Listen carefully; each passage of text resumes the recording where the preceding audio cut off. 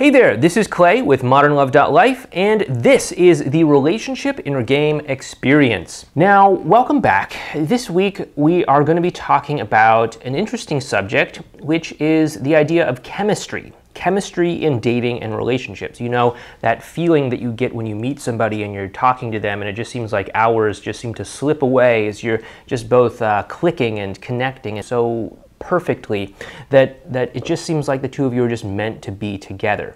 And I want to dispel a little bit of a myth about chemistry, which is that it's something important that you should go out of your way to look for when evaluating a partner. I don't think that it is. And the reason why is because chemistry is actually something that's very common, at least if you know how to actively create chemistry with somebody else. Most people don't know how to create chemistry, and so it's just kind of hit or miss. And so when they meet somebody and they just seem to connect and hit it off really well, it seems like it's something meant to be, something that's set in the stars. But really all it's akin to is if you were just walking down the street and you happen to pass by somebody who's wearing the same color shirt as you or something like that. It's just a coincidence. When the truth is that you could easily just have the same color shirt as anybody else by going home and changing your shirt. And chemistry is really something that you can create. And it's something that you can create by actually connecting with somebody on an emotional level, by actually having the inquisitive ability to relate to that person and to connect with them on an emotional level, through understanding where they're coming from, through empathizing with their experiences, through sharing your own experiences, through being vulnerable yourself, through really bringing yourself and sharing yourself in interactions. You know, this is how certain people have what we call charisma, whereas other people may not have charisma. People with charisma seem to be able to connect with people effortlessly. They seem to have chemistry with people effortlessly. It's not that they're, you know, blessed or magical or anything like that. They just have either consciously or unconsciously learned how to connect with people in a meaningful and significant way. And you can absolutely do this. Chemistry is not something that you just have to sort of stumble into or bumble around until you happen to cross paths with somebody that you can actually have a conversation with. If you can learn how to connect with people, if you can learn how to actually tune into their world and talk to them about things that are important to them, things that are on their mind, things that are of a concern to them, then you can absolutely develop chemistry with those people. It doesn't have to be about just external things like, oh, maybe you both went to the same university, or maybe you both work at the same company, or maybe you both like the same sports team, or whatever, right? That's one myth about chemistry, is that it's really based around all these external things. But it can really be more based around the emotional experience that you have. So maybe, for example, you didn't go to the same college as somebody else. Instead of just saying, oh, well, we don't have any chemistry, we don't have any connection or whatever, you can just actually start to ask them questions about what their experience at that university was like. You can start to share experiences from maybe your time in school, or, you know, if you didn't go to university, you could share time from your secondary school or grade school or other experiences that you've had in life that might have a similar emotional tone as maybe some of the things that they're talking about. And it's through this sharing and connecting, we can actually create chemistry even when external circumstances aren't there. Another thing that people often think is related to chemistry is your personality and your sense of humor. And, you know, sure, if you do have a similar sense of humor or a similar personality or a similar outlook on life, you absolutely can connect with people more easily. But it doesn't mean that it's impossible to connect with people, or that it's impossible to have chemistry with people if you have a completely different outlook on life. You can absolutely connect with them, again, by taking a curiosity-based approach, by taking an active interest in what their experience is, by taking an active interest in what their view of the world is. For example, right now we have a very tense political climate here in the United States, just putting it lightly. And you can absolutely connect with somebody who has opposing political views if you simply just drop the idea that you need to be right about your political views. I mean, maybe you are right about them, maybe you're not. I'm sure you're absolutely right about your political views, whatever they may be, and everyone else is wrong. But if you can just let those down for a brief moment and actually have a little curiosity about somebody who might have opposing opposing political views and say, oh, well, that's interesting. Why do you believe that? That's interesting. Why do you support that particular politician? And instead of trying to convince them otherwise or prove them wrong or whatever, you just actually listen to them and see what it is that they like about this policy, what it is they like about this politician, what it is that they like about this, whatever it might be. And through doing that, you can start to understand them. And through understanding them, you can actually start to share what's important to you and why that's important to you. Now remember, why is actually a much more powerful way to connect with somebody, because why you do something is much more important and tells somebody else a whole lot more than what you're doing, right? So for example, if I was to tell you why I'm sleep deprived right now because I have a newborn baby, that tells you a whole lot more about what's going on in my life than simply, yeah, I didn't sleep very well last night. Oh, well, yeah, that sucks, Clay. Have some coffee, right? But, no, I have a newborn baby. And so, we actually have to, weirdly enough, go out of our way to wake her up every 2 hours in the middle of the night in order to feed her. And that seems really counterintuitive to me because, if she's sleeping, I think I should probably let her sleep. And if she gets hungry, she'll wake up and let me know. But apparently that's not what the doctors say. So we're kind of going through this process of actively waking up our daughter every couple of hours to feed her throughout the day. In fact, I think she was crying a little bit in the background during this recording, so I don't know if you heard that or not, but maybe you did. If you did, that's who that is. Anyway, so just knowing a little bit more about what's going on with me, that helps you to understand me. That helps you to possibly even connect with me if you can share any stories about, your own life, whether that might be times when you've been really tired or exhausted, times when maybe you had a newborn child, whether that's your child or maybe like a niece or a nephew or something like that. It can help open up doors and ways to connect with people in a way that it's not so easy to if you just tell them the what. So why is absolutely very critical. So you can ask somebody, oh, well, why do you believe that? Why is that important to you? Why do you think that's funny? Or something like that. And if you're doing that in a really genuine way, not like, why do you think that's funny? But oh, that's really interesting. I've never heard something like that before. Why do you think that that's so important? That can actually elicit somebody to really share more about what their experience is, to really open up and tell you more about what's going on with them. And it's through this process that you can absolutely create chemistry with, pretty much anybody, except for possibly the most, walled off, crusty people out there. But maybe that's a topic for another day. Anyway, so I hope that this has helped you understand that chemistry is not some sort of elusive, mystical thing that points a big green glowing arrow towards, yes, you should be in a relationship with this person, but it simply just says, hey, we're actually able to have an emotional conversation with one another. And sometimes that means that you should be in a relationship with that person, and other times it just means you're just having an emotional conversation with somebody. That's all. So with that being said, let's go over and talk about the questions that people in our Modern Love Association have submitted this week. Our first question is from Kay. Kay says, hello Clay, I need your help as I'm feeling very confused and even doubting the phases. My ex and I have reached a point where we are having almost daily contact for approximately 3 months now. It's been more consistent and stable than before, with some bumps in the road. He has told me that he has relationship feelings for me, so I thought that I was at phase 4. He has been discouraging me this past month, and I told him that I am in love with him and I'm not going to date others, etc. We also have a great sexual connection. It's a long-distance relationship, so we talk via Skype. He also calls me for emotional support. 3 weeks ago, he told me that he could only be friends due to the negative things that are happening in his life, as he has low emotional capacity and depression. He can't offer more, he says. We've continued to have positive interactions, but without sexual flirting. But I feel us getting closer. He recently expressed fear of hurting each other again, feeling confused over our contact, although he's really enjoyed it. The week he's been telling me that he wants to cut our contact, that we should move on, etc., showing anger about our past and still feeling pain that our relationship ended. He feels like he is in a post-breakup state and that he can't move on with us in contact. He is undergoing a big life change now and isn't well. He later apologized and wants to remain friends and has reached out every day. We had a long talk and he told me he wanted some space to clear things in his mind, which I do think is a good idea because I see that he's struggling a lot in life. When we interact, it feels like we're a couple, but it is undefined yet. I know that in phase 4 you should feel your way in order to know how to respond, either with empathy or conviction. So my main question is, how do I stick to knowing what I want without being outcome focused or to have a hidden agenda? Because he already knows how I feel. Thank you so much for your help. Love from me. Okay, so there's really two parts to your question. One of them is knowing what you want, and the other one is not having a hidden agenda.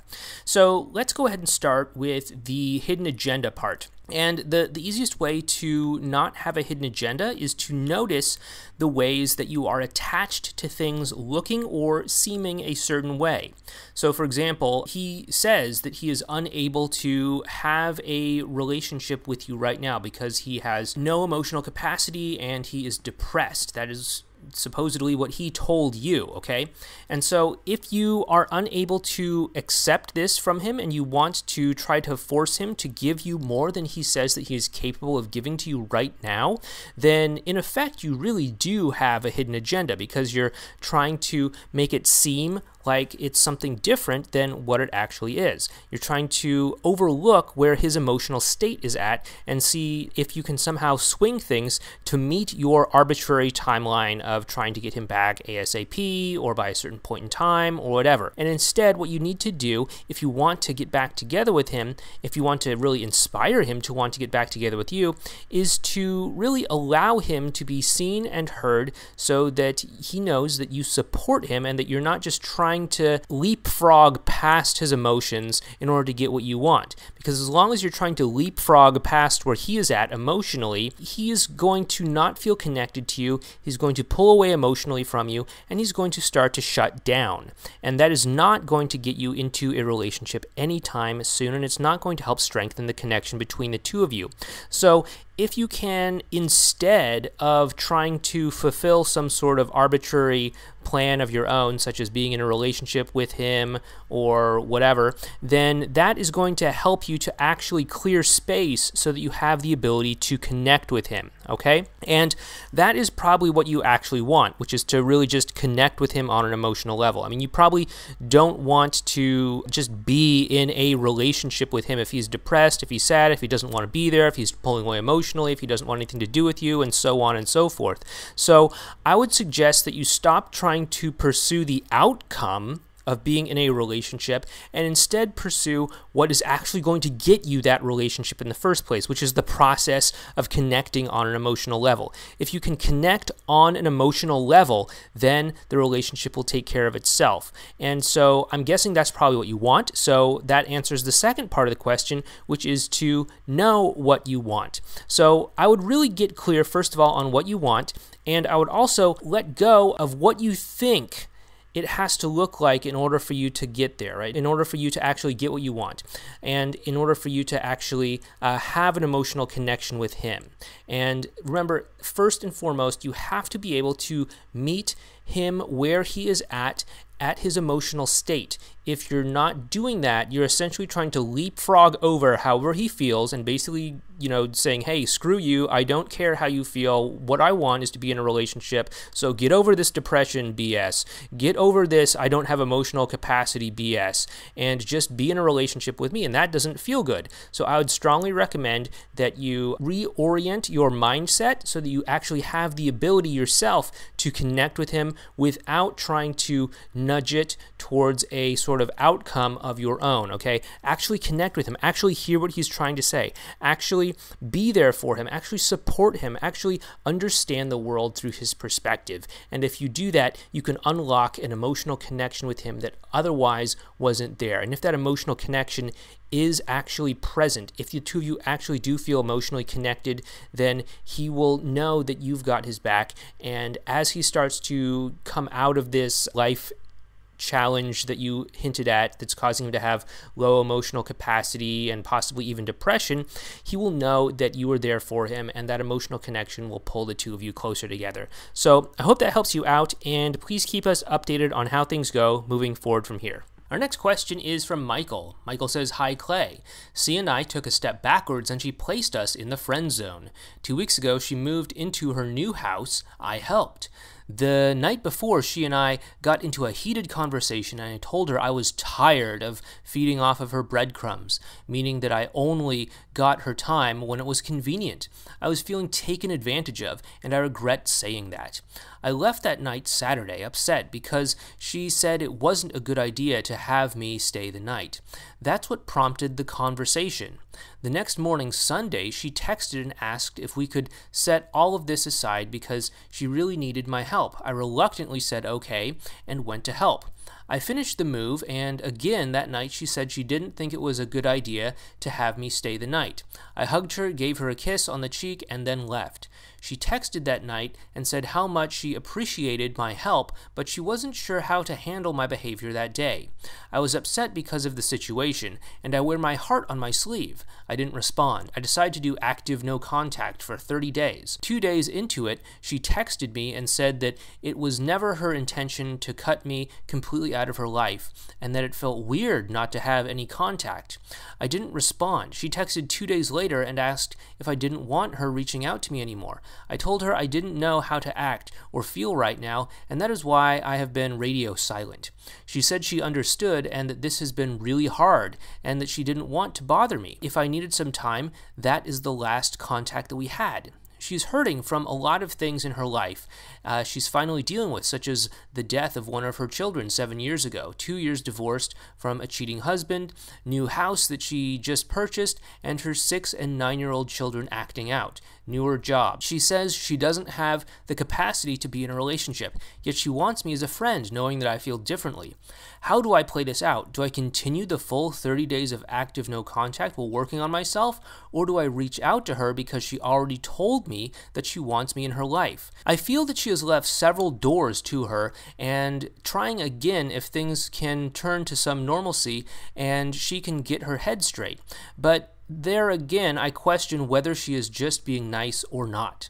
Okay, so your question here is, do you continue with 30 days of ANC while working on yourself, or do you reach out to her because she has already told you that she wants you to be a part of her life? And the answer to this is whether or not you're able to have interactions that feel good on an emotional level. If you are able to have interactions that feel good on an emotional level, then you can be in contact with her, okay? Because interacting with you will feel good on an emotional level, and it will strengthen the connection that you have. And the stronger your connection becomes, the more likely she will want to continue to interact with you and to continue to bring you closer into her life. And if you are not having interactions that feel good on an emotional level, the more you interact with her, the worse it will feel, and the more it will weaken the emotional connection, and the more it will start to increase the distance between the two of you, okay? So if you're not able to have interactions that feel good on an emotional level, I would recommend that you stop interacting with her and take some time to reevaluate what is causing you to have these interactions that are not feeling good, okay? And then correct that. Is it an attachment to outcome? Is it a lack of present moment awareness? Is it a lack of composure in your life where you're either collapsing or posturing or something like that? Stop and actually look through this and strengthen your advanced relational skills, okay? And in that situation, I would recommend doing ANC, right? If you are not able to have interactions that feel good on an emotional level. So it really depends on where the emotional connection between the two of you is at. Is it improving or is it not improving? Is it getting worse? If it is improving, go ahead and stay in contact, right? Because what you're doing is working.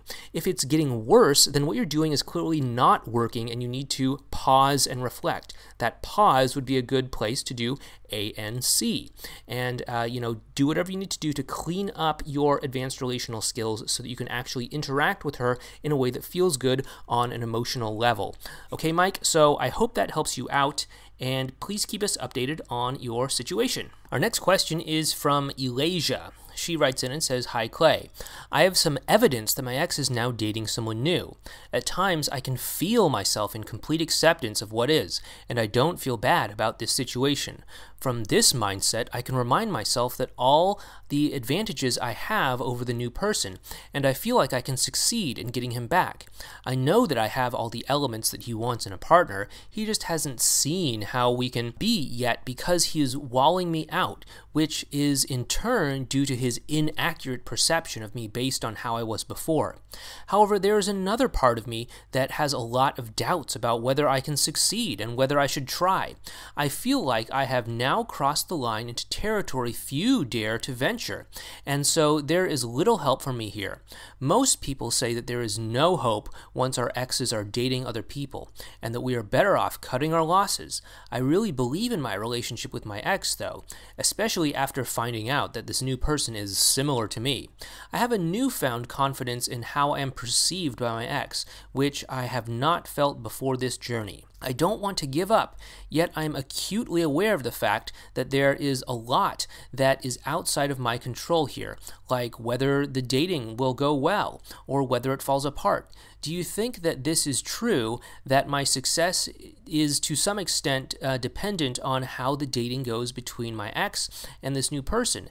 If so, how can I accept that there is so much outside of my control and still remain strong in my decision to keep trying? This is by far the most difficult emotional journey I have ever undertaken." You're right, there are a lot of things that are outside of your control, such as whether your ex had some sort of great relationship with this other person or not. To that extent, your success in terms of, actually getting a relationship with your ex does depend on them not having some sort of amazing relationship with another person, which is really about the emotional connection that they experience with that other person. So when it really comes down to it, we generally decide to be in relationships with people that feel good on an emotional level. That is to say, the higher the emotional feeling, the higher the emotional connection that two people share, the more likely they're going to be in a relationship with one another. And if it comes down to somebody who you have a mediocre emotional connection with and somebody that you have an amazing emotional connection with, you're probably going to go with the person that you have a stronger emotional connection with.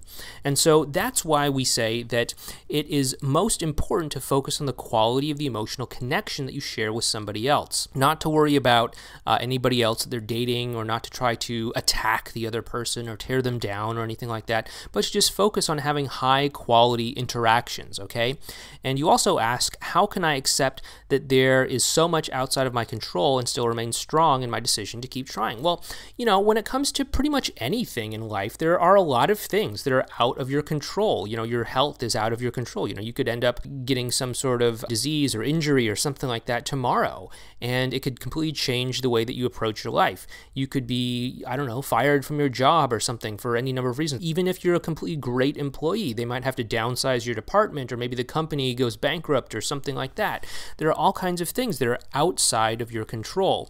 And the question is, how do you deal with these things, right? Because you're choosing to focus on this aspect of your dating life, your relationship, and you're not choosing to focus on these other things, like, you might break your leg tomorrow, or your company might go bankrupt tomorrow, or something like. You're not choosing to focus on those things. You're choosing to focus on this. So clearly, you can accept that there is a lot that's outside of your control and still move forward in your life. It's just there's something different between your, let's just say, your job, your career, or your health versus your relationship, right? And the reason why is because you're putting your attention on this aspect of your love life. You're seeing this other person that your ex is dating as an obstacle, and you're worrying about it. You're trying to calculate the odds. You're trying to, figure out if there's still chances and all of that stuff. And remember, that's not what you're supposed to be doing as you live a vibrant and rewarding life, right? You don't go out in the morning and sort of scan the environment around you, worrying about everything that you might do that might cause you to break a leg or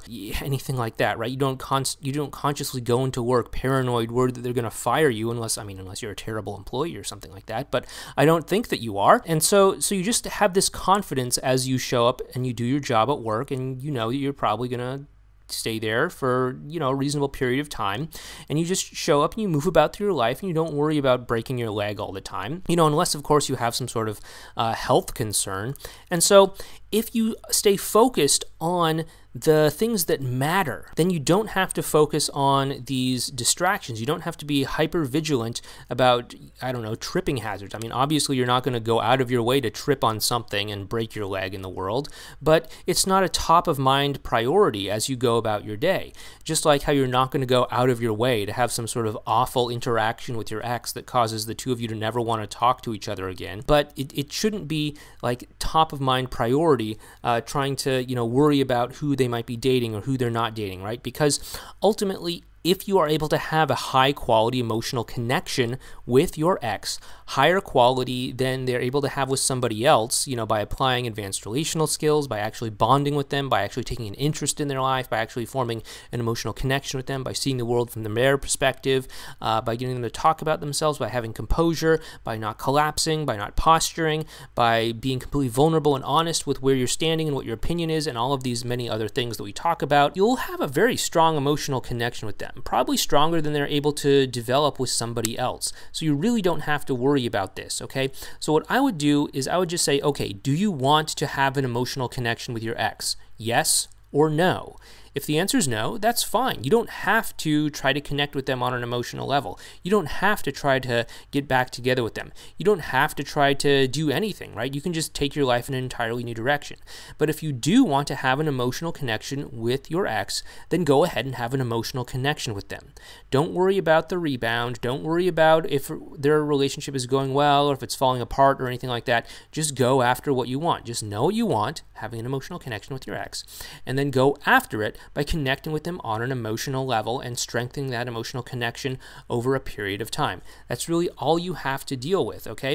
Because there's all these other things in life that you could worry about, but you choose not to worry about them because for any number of reasons, right? Breaking legs, being fired from work, and all of these other things. You choose not to worry about those things because you know what you want, and you just take action to make sure that you get it. You don't have to worry about every possible thing blowing up in your face, okay? So I hope this helps you out, Elisha, and please keep us updated on how things go moving forward from here. Our next question is from Kate. Kate says, "Hi Clay, my depression, stemming largely from the breakup, has gotten bad enough that I've had to go to a day hospital program. My ex found out through a friend of mine, but I'm also fairly open about it and what I'm feeling now on my social media, which is usual for me. My ex, of course, knows about my mental illness and previous hospitalizations. They used to be very supportive, but I can't help but wonder if this current hospitalization will ruin any chance I may have of getting my ex back. I worry that it'll cause people to tell my ex, / cause my ex to think, quote, you dodged a bullet with that one, end quote, and that nothing I might do later will ever lead my ex wanting to try again with me, especially if their rebound doesn't have these kinds of issues. Do you think I've ruined any chance I may have had of getting my ex back? My ex also keeps texting that I can talk to them about things and calling me, but they're still with their rebound, and I don't have the capacity to talk with them right now. I'm in damage control mode, but I have no clue where my ex is. Thank you for always answering our questions, especially with the baby here. P.S. Yay for the baby. You should totally tell us about how it went if you feel open to it." Okay, so have you ruined your chances that you may have had in getting your ex back by publicly talking about this hospitalization that you have gotten yourself into? And the answer to that is no. I don't think that you've ruined your chances, because remember, your chances are not just about external things that happen in the world. It's not just a matter of like, oh, this happened, therefore I have no chance. That happened, therefore I have no chance, right? It's not like that, because you are an active participant in what you choose to do. And if you choose to give up when things get difficult, then your chances of getting back together are probably pretty low, because you're probably going to run across some sort of difficult obstacles in the process of getting back together, in the process of connecting with your ex. If, on the other hand, you are able to persevere through obstacles by knowing what you want and going after them anyway, then you are probably much more likely to be successful in connecting with your ex and getting back together with your ex. So remember, you are actually an active participant in this process. Now, I know this is different from, like medical operations where it's like, oh, you have a 70% chance of surviving this disease or condition or whatever.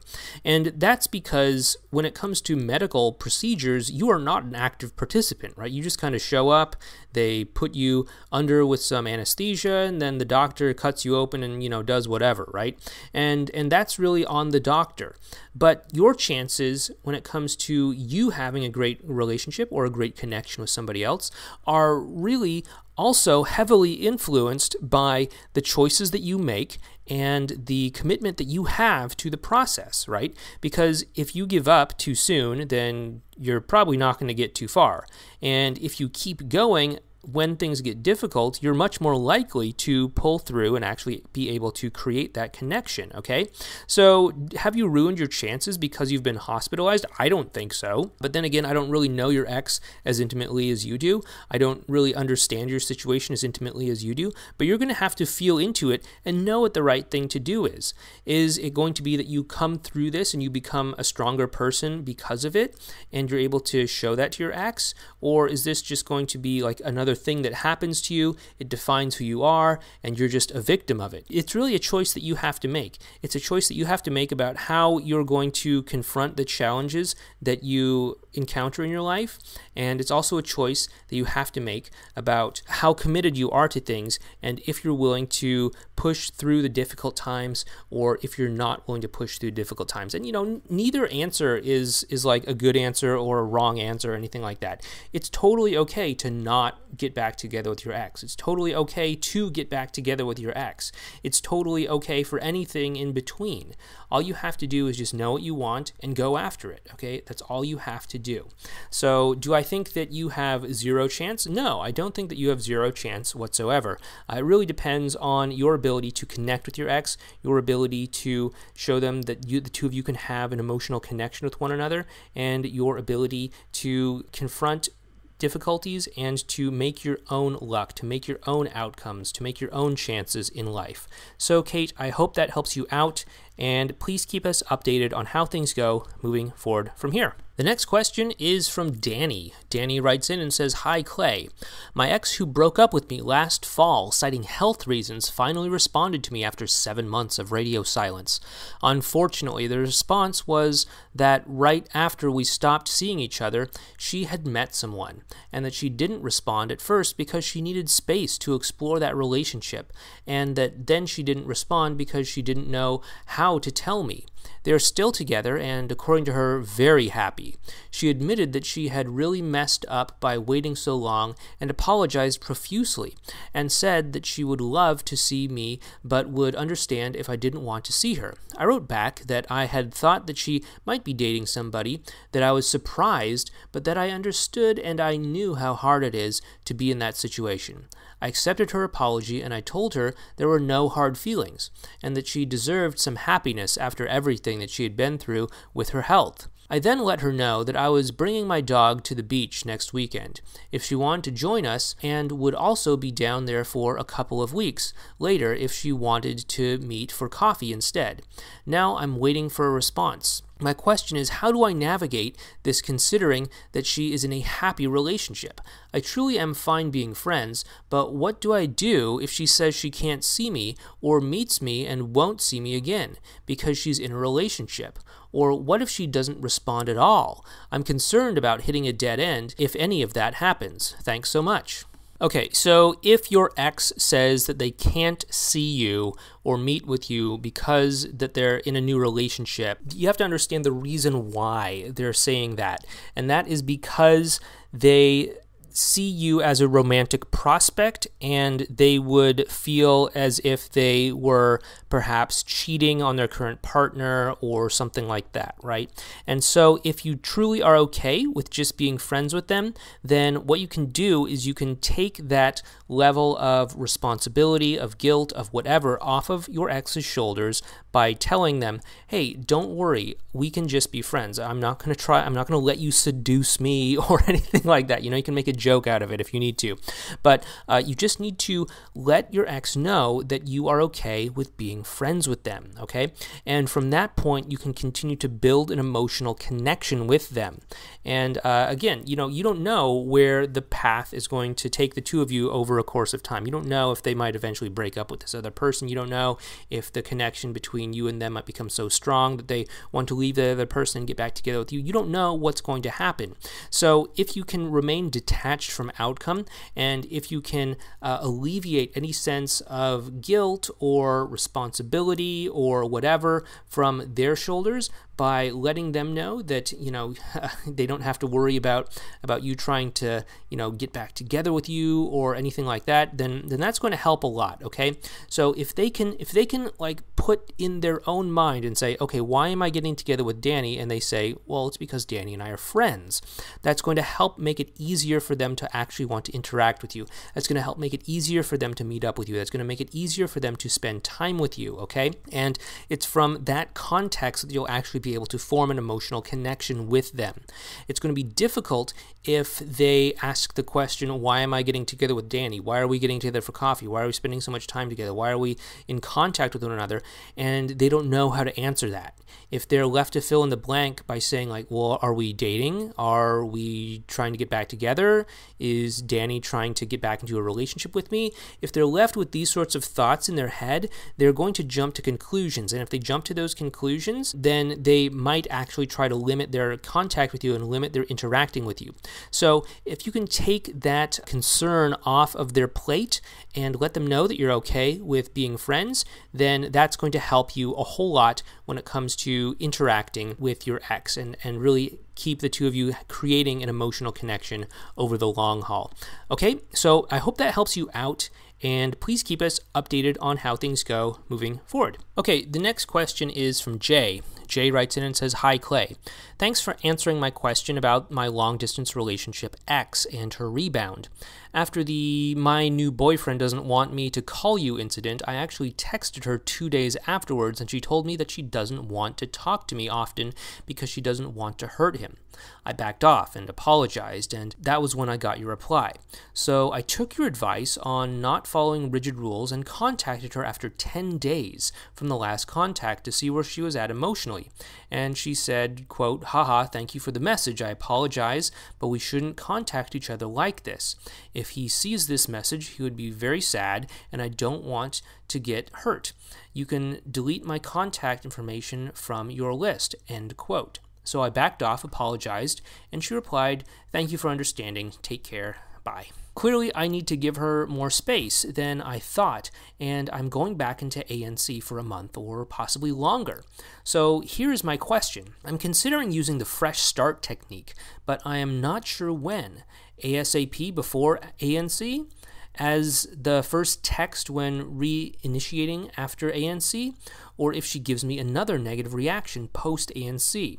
Or do I not even do this because she is in a rebound relationship and just initiate in a regular manner until she opens up? Thanks, Jay. Okay, Jay, so first of all, I think there's a lot that you could learn from the previous question that I answered in regards to an ex that might be threatened that you want to get back together with them or something like that. You know, if you put your ex's mind at ease by letting them know that you understand that they're in a new relationship, you just want to be friends, etc., that could be a great start for putting her at ease so she doesn't think that, by being in contact with you that she's cheating on her new partner or something like that. That could definitely help you. So definitely pay attention to what I just told Danny, okay? In terms of the fresh start letter, you should really only send that if there's something specific that you feel bad about and that you want to apologize for, okay? I don't know if there's really anything that you need to apologize for here in this particular situation, so I don't know if this is really something that you should do. If you're just sending it just because, then that's not really a good reason to send it. What I would really consider doing is for you to accept that currently your ex is not open to being in contact with you because they are in a new relationship and because they see interacting with you as somehow hurtful to the new partner. So you can either directly address that by letting them know that you're not going to try to steal them away from their new partner, by letting them know that you're okay with friendship or something like that, or by accepting that your ex is just not available to you right now, okay?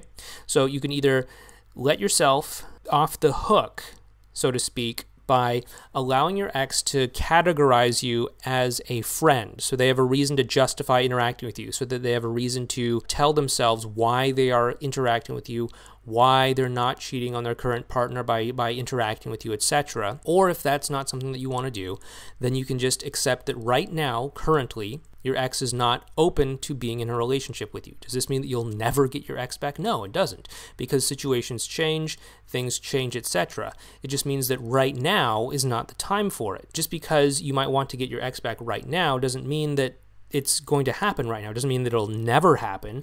It just means that it isn't necessarily going to fit to your agenda to get your ex back as soon as possible. It might take some time for your ex's relationship to disintegrate, or for your ex to really realize how valuable of an influence you were in their life, or whatever it might be. But you might just have to be willing to accept that this might not be something that happens immediately. Okay, but before you go to that extreme, what I would first do is I would try to alleviate your ex from that feeling of guilt from interacting with you, just like what we talked about with Danny just previous to this, okay? So Jay, I hope this helps you out, and please keep us updated on how things go moving forward from here.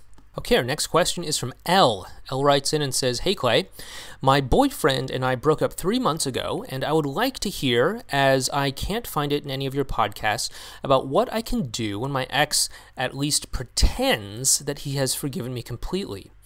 I was what people would call a drama queen, I guess, and is all being cool and nice and also acknowledging my changes, but still constantly making it very, very clear to me that he won't take me back, saying things like, 'I'm very glad that you've changed, and I always like having you spend time with me, but I'm not going to change my mind.'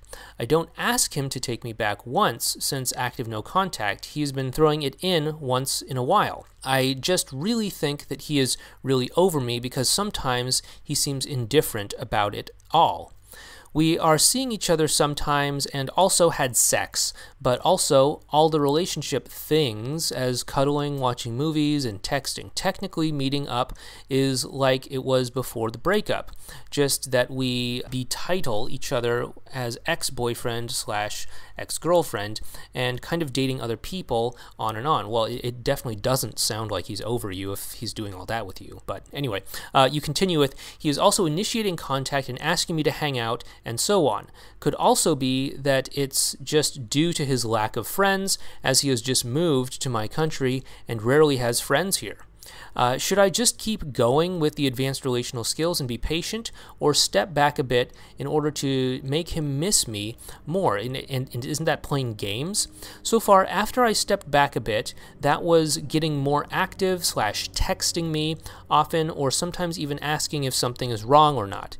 Many thanks. You guys are best. Regards from Germany." Okay, so like I mentioned before, it definitely does not sound like he is over you. Otherwise, the two of you wouldn't be having sex and watching movies and cuddling and texting and doing all the things that you would do if you were a couple. It really is not the kind of thing that somebody that is over you would be doing, okay? With that being said, yeah, he is acknowledging that you have made changes, but he says that he will not take you back, okay? If you are not bringing up the topic of getting back together, if this is all coming from him, then that means that it's running through the back of his mind. It's like, well, why won't Elle take me back? Why am I spending time with Elle? Should I get back together with Elle? Should I be in a relationship with Elle again, and all of that stuff? And so he is constantly thinking about this stuff.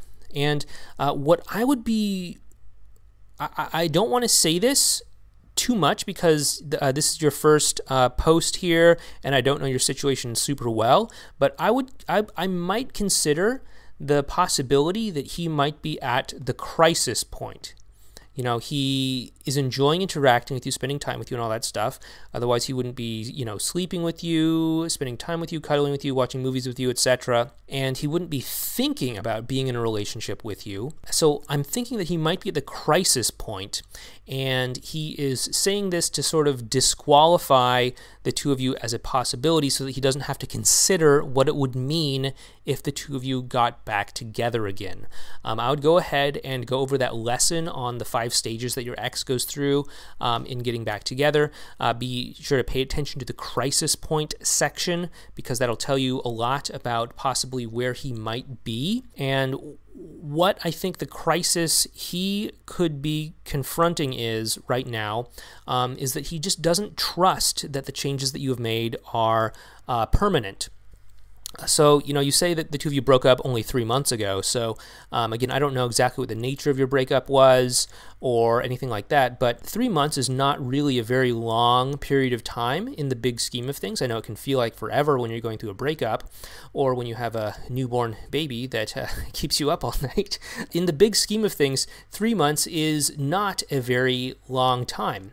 And so he might just not trust that the changes that you have made are permanent. He might think that it's just some sort of gimmick or some sort of stunt or some sort of thing like that you're doing in order to try to get back together with him.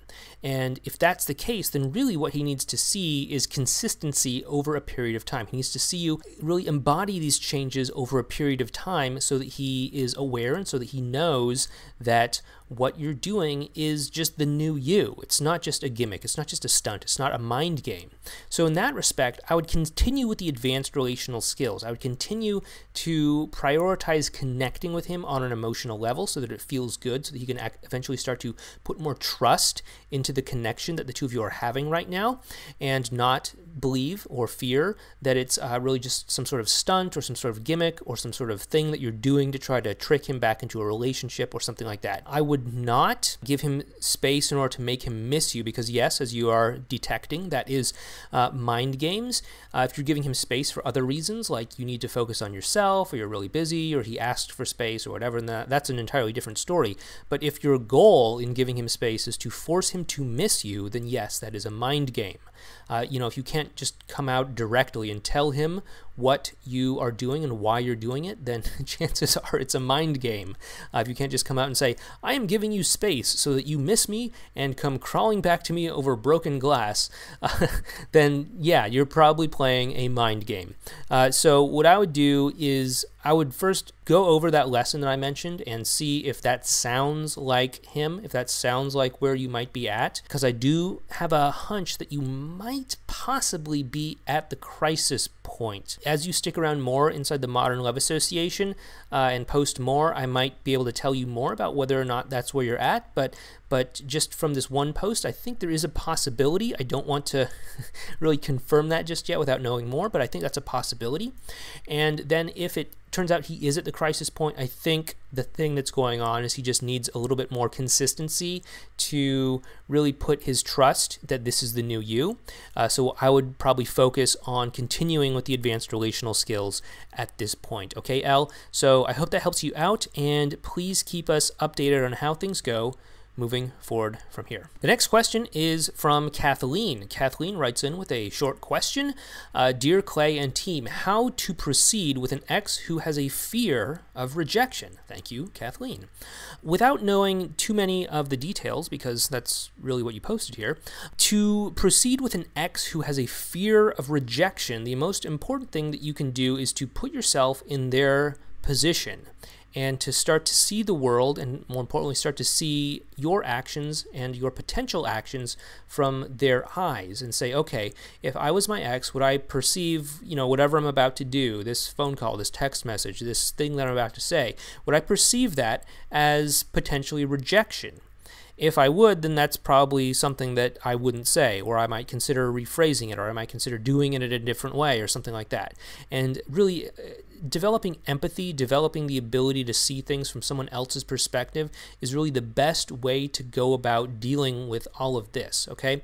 So, again, without knowing more of the specifics about your situation, that's really all that I can tell you, but you really want to be able to see things from the other person's point of view, regardless of whether or not they have a fear of rejection. You really want to be able to see things from their point of view, because that is really how you're going to get a window into their emotional world.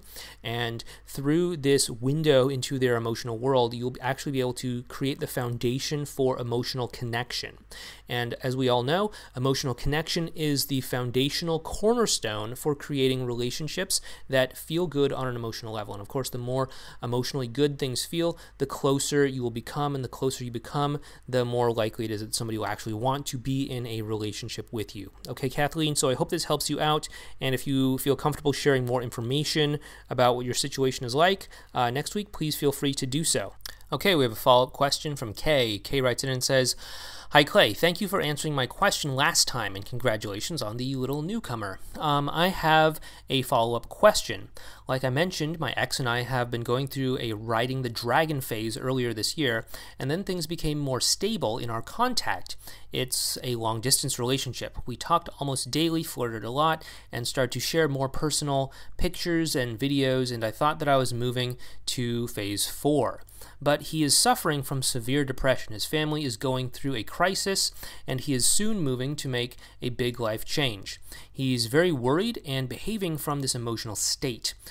He has now been telling me that he needs to be alone and doesn't want to lead me on, and that I have to consider how much contact I want with him. He also brings up our breakup often and shows a lot of sadness for this. He still reaches out to me regularly, and we talk for hours, although some of them have been heavy right now due to his situation. How can I put all of this into one of the phases? I'm starting to lose confidence.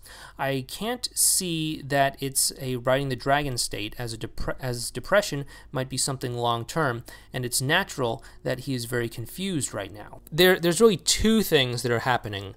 So, first of all, your ex is going through these life changes of sort, and they are having an emotional impact on him. And then layered on top of that, he's also moving through the 5 stages, and that's also, of course, having an emotional impact on him.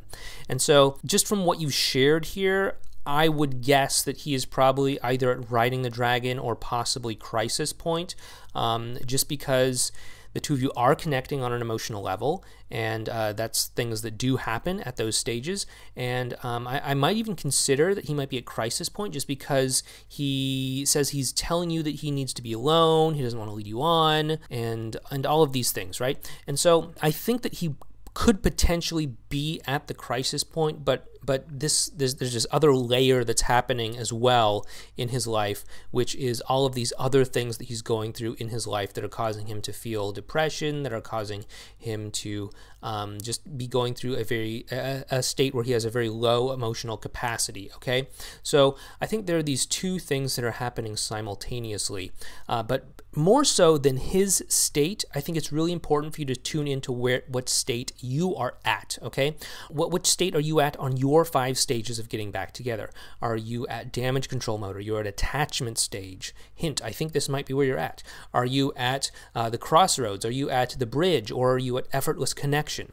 Now, if you are at attachment stage, then I think that there's a real danger here, because it doesn't matter if he's at crisis point, because if you continue to operate from attachment stage, then you're going to pull him through his 4 stages down to his equivalent of attachment stage, okay? So attachment stage is your 2nd stage in the process of getting back together. Now, that will cause him to pull backwards through his 5 stages, causing him to get to his second stage, which is the test drive stage. Okay, so you have to be careful about this.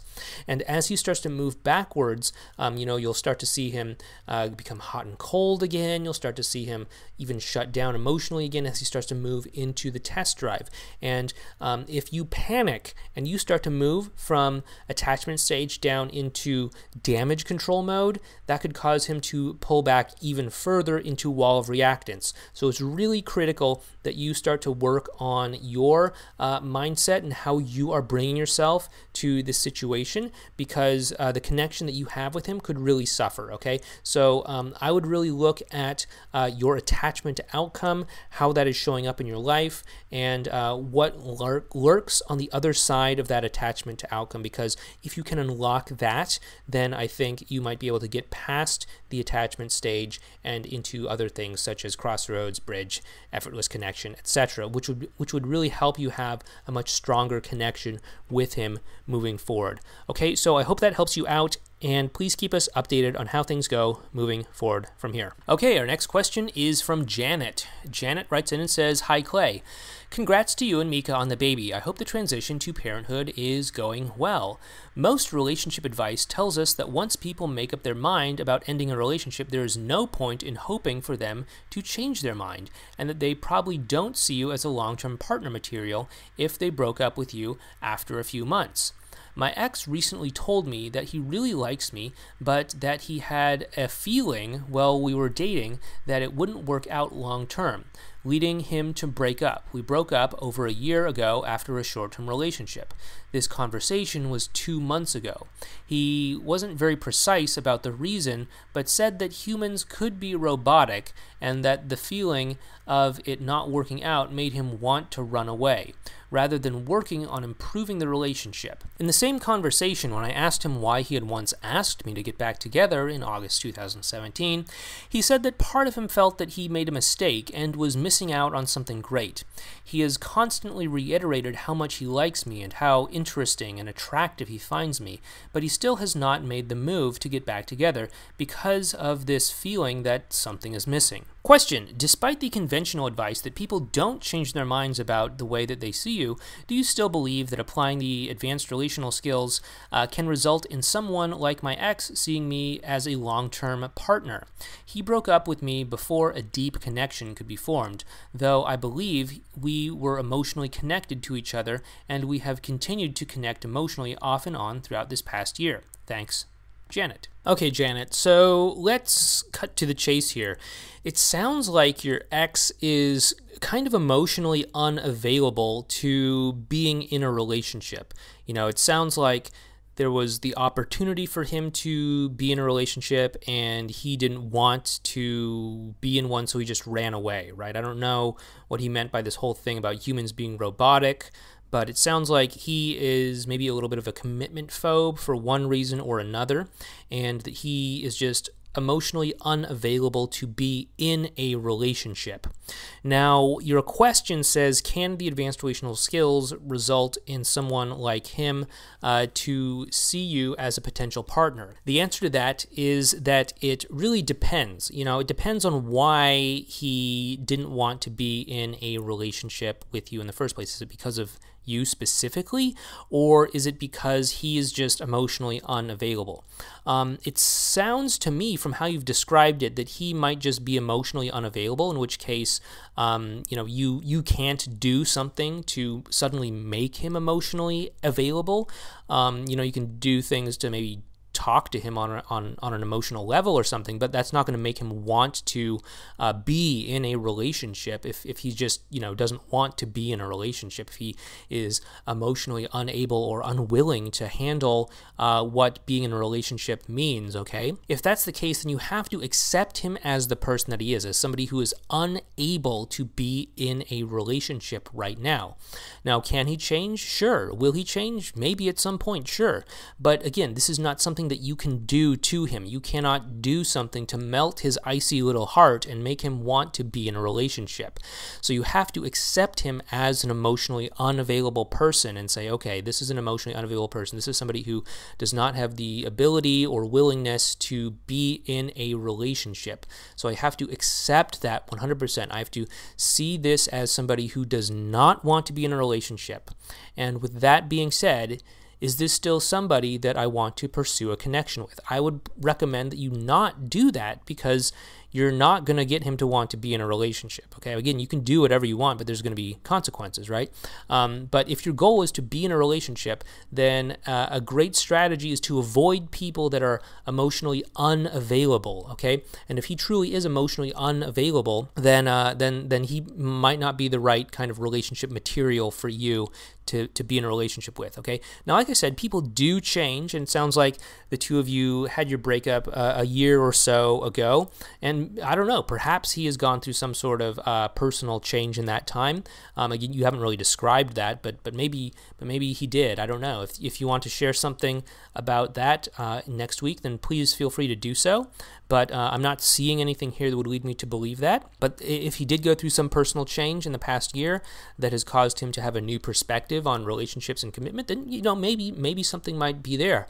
But if not, then from what I'm seeing, I'm inclined to say that he's probably an emotionally unavailable person, and that it is probably not likely that he is going to want to actually be in a relationship with you. He might be interested in the concept of being in a relationship with you, which is why, maybe he talked about getting back together in August 2017, or why he might, reach out to you from time to time or something like that.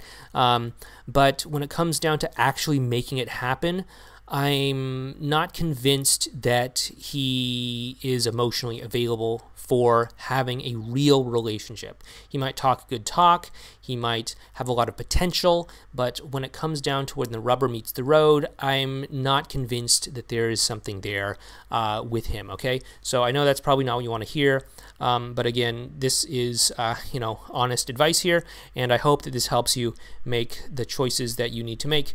And if you need to talk about anything next week, please feel free to share with us then. Okay, those are the questions that we've had this week. Now, as we close up this Relationship Inner Game Experience episode, if you've liked this, please go ahead and give us a thumbs up on YouTube or subscribe to the channel on YouTube. If you're listening to us over on iTunes, please go ahead and subscribe on iTunes as well, and leave a comment below or leave a review letting others know what you think about the Relationship Inner Game Experience. But once again, this has been Clay with ModernLove.life, and I hope that this has helped you improve your relationship inner game. Talk to you next week.